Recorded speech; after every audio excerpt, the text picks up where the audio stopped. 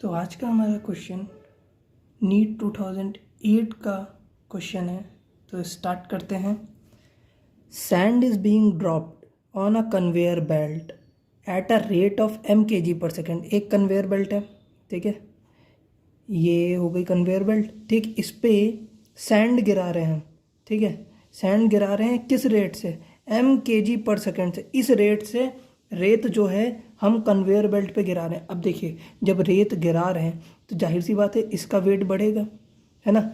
इसका वेट अगर बढ़ेगा तो इस पे फोर्स लगेगा, लेकिन ये क्या है, फोर्स क्या है, चेंज लगेगा ना। चेंज लगेगा मतलब फोर्स चेंज होता रहेगा, क्योंकि सैंड जैसे जैसे गिरती जाएगी इसका वेट बढ़ता जाएगा तो फोर्स बढ़ता जाएगा, है ना, वेट ज़्यादा लगेगा। अब आगे, the force necessary to keep the belt moving with a constant velocity v will be. ये कह रहे हैं अगर हम इस कन्वेयर बेल्ट को कांस्टेंट वेलोसिटी से v मीटर/सेकंड से चलाना चाहते हैं तब हमें कितना फोर्स ज़रूरत होगा। हमसे ये फोर्स पूछ रहे हैं, समझे, ठीक है, कांस्टेंट वेलोसिटी से चला सकें इसलिए। अब देखिए, हम लोगों ने पढ़ा था फोर्स मोमेंटम रिलेशन, है ना। वहाँ से ये क्लियर होता है कि फोर्स जो है वो किसके इक्वल होता है, rate of change of momentum. क्या? Rate of change of momentum, ठीक है, यानी मोमेंटम में जो चेंज आ रहा होगा, जिस रेट से चेंज आ रहा होगा, है ना, वो फोर्स के बराबर होगा, समझे। इसका मतलब d मोमेंटम अपॉन dt, ठीक है। ये मोमेंटम वेक्टर क्वांटिटी होती है, फोर्स भी वेक्टर क्वांटिटी है, ठीक है। अब देखिए, यहाँ पे मोमेंटम को हम क्या लिख सकते हैं, m.v, mass into velocity. Velocity vector quantity है विद रिस्पेक्ट टू टाइम, है ना। अब हमसे यहाँ पे कह रहा है कांस्टेंट वेलोसिटी है। कांस्टेंट वेलोसिटी, इसका मतलब v को हम बाहर निकाल सकते हैं। v अब क्या है, dm/dt। ये जो होता है rate of mass with respect to time. और हमें क्वेश्चन में क्या गिवन है, sand is being dropped on a conveyor belt at the rate of mass mkg/s। इतने रेट से ये गिर रही है, वेलोसिटी कांस्टेंट है। हमको dm/dt डायरेक्ट क्वेश्चन में गिवन है। ये जो mkg/s है यही है dm/dt। इसकी जगह पे हम पुट कर देंगे v इंटू dm/dt की जगह पे mkg/s। ये क्या था, मीटर/सेकंड। अब हम इसको क्या लिख सकते हैं, mv kg मीटर/सेकंड स्क्वायर। ये किसकी यूनिट होती है, न्यूटन की, ठीक है। अब mv kg मीटर/सेकंड स्क्वायर हो गया। इस ऑप्शन में देख लीजिए, ये न्यूटन, थर्ड ऑप्शन, ये हमारा आंसर हो गया, ठीक है। अगर ये इस यूनिट को न्यूटन में किसी को कन्फ्यूज़न है तो देख लीजिए, फोर्स जो है मास इंटू एक्सेलरेशन होता है, मास होता है kg, एक्सेलरेशन होता है मीटर/सेकंड स्क्वायर, तो kg मीटर/सेकंड स्क्वायर, ये इसी के बराबर हो गया, ठीक है। अब नेक्स्ट क्वेश्चन, यहाँ पे कह रहा है the following figure shows an logic gate circuit. हमें एक लॉजिक गेट का सर्किट दे रखा है विद टू इनपुट्स, दो इनपुट A एंड B, जिसका आउटपुट Y है, ये, ठीक है। अब हमसे कह रहा है the voltage wave form of A, B and Y are given.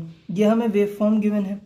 हमसे पूछ रहा है ये कौन सा लॉजिक गेट है। देखिए, जब A B इनपुट है, Y जो मिल रहा है वो हमको दे रखा है। इसका मतलब अगर हम इसकी टेबल बना लें, है ना, टेबल बना के हमें पता चल जाएगा कौन सा गेट ऐसी टेबल रिप्रेजेंट करता है।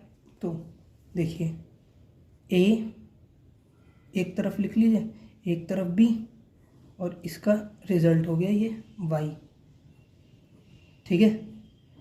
अब देखिए, A में क्या है, पहले हमने 1 इनपुट किया और B से भी 1 इनपुट किया, तो हमारा रिजल्ट क्या आया, 0, ठीक है। फिर आगे चले, हमने 1 इनपुट किया, 0 इनपुट किया, फिर 0 इनपुट किया, क्या मिला, 1, 0 0 1। अब देखिए यहाँ पे क्या है, 0 फिर 1 क्या मिला 1 0 1 1। अब ऐसे ही आगे और देखिए यहाँ पे क्या है 1 0 क्या मिला 1, यानी 1 इनपुट 0 इनपुट और मिला क्या 1।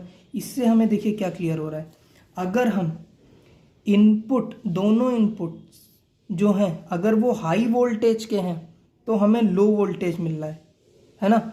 लेकिन अगर दोनों इनपुट हमारे लो वोल्टेज के हैं तो हमें क्या मिल रहा है हाई वोल्टेज। ये कंडीशन किसकी है नैंड गेट की। उसमें क्या होता है देखिए ए डॉट बी होता है और इसके ऊपर बार होता है ना, ए डॉट बी उस पर बार। अब देखिए अगर हम 1.1 करें ठीक है तो इसका क्या रिजल्ट आएगा 1, पर इस पे बार है तो ये क्या हो जाएगा 0, तो ये देखिए 0 ठीक है। और अगर हम 0.0 करें तो इसका रिजल्ट क्या आएगा 0, लेकिन बार है क्या हो जाएगा 1।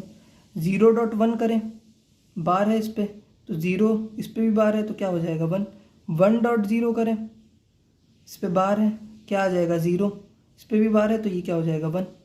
तो यहाँ पे जो हमें कंडीशन मिलती है when same input at high voltage, तो जो हमको मिलता है वो क्या होता है लो वोल्टेज ठीक है। और when same input at low voltage तो हमें क्या मिलता है हाई वोल्टेज। ये हमारी कंडीशन सेटिस्फाई हो गई किसकी नैंड गेट की। तो हमारा आंसर क्या हो गया नैंड गेट, तो डी ऑप्शन ठीक है। आई होप आप लोगों को समझ आया हो। Thank you.